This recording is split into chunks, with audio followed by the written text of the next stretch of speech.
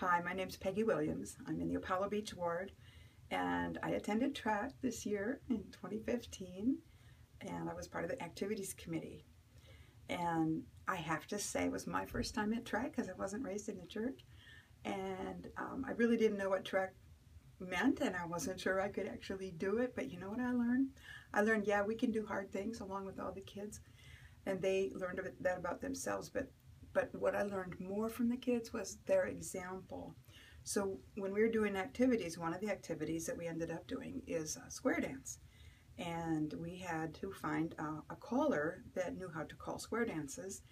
And we searched and searched and found someone who's not a member of the church, but was recommended by a member of the church. And he was 87 years old.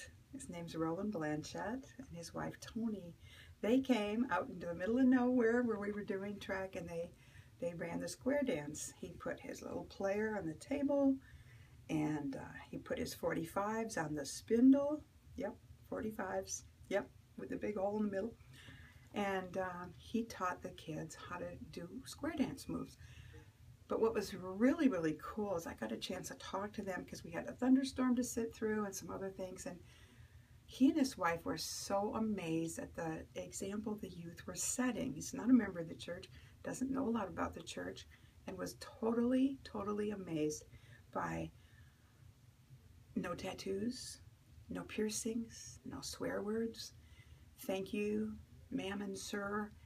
They were so impressed by the body of youth. There's 130 youth there, and every single one of them and the collection of them impressed them very, very much. It was really, really neat to hear him say, and his wife comment on how they danced with such joy.